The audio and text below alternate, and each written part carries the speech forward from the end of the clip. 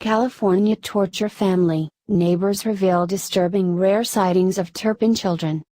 Neighbors and relatives of David and Louise Turpin are still trying to come to terms with the gruesome details of the ordeal to which their 13 children were subjected. Nearly 2 weeks after an emaciated 17-year-old girl called police to tell them her siblings were being held captive by their own parents, people who knew the Turpins are still reeling from allegations they starved, tortured and shackled their children to their beds.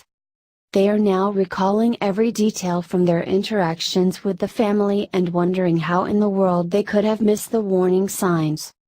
Salyn Simon, who lives across the street from the Turpin home in Paris, California, said neighborhood was still in shock. She said, "I just thought they were really private and that maybe they did most of their playing in the backyard. Every now and then, Mrs. Simon would approach the Turpins' front door with her daughter to sell Girl Scout cookies. She said, Louise would never open the door all the way, but I would see children jumping up and down behind her because they were so excited for cookies." She once told the oldest boy, who was in his 20s, "You look like you're a teenager, not in your 20s. She said he just smiled and nodded in response.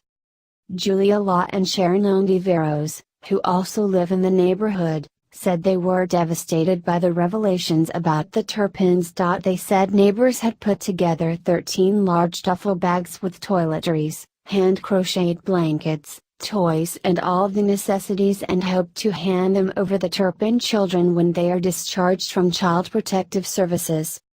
Imzala said, "We're doing this with love in our hearts just to let them know that we do care about them." Schoolmates also said they had noticed strange behavior. A former classmate of one of the Turpin's daughters described a frail girl who often wore the same purple outfit. She said the girl was often made fun of by the other third graders because her clothes would sometimes look as though they had been dragged through mud. While most of the Turpin children were apparently homeschooled, one of the older boys attended classes at Mount San Jacinto College in the fall of 2015 and spring of 2016. Former student Angie Parra said she remembered a sweet, but odd young man in her music class who wore the same clothes every day and never made eye contact.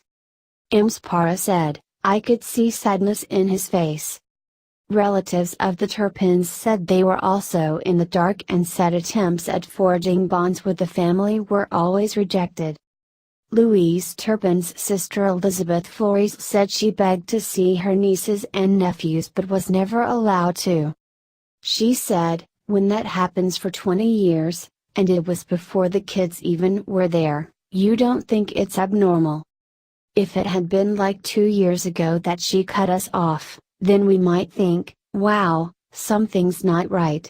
But this has been going on before they even had children."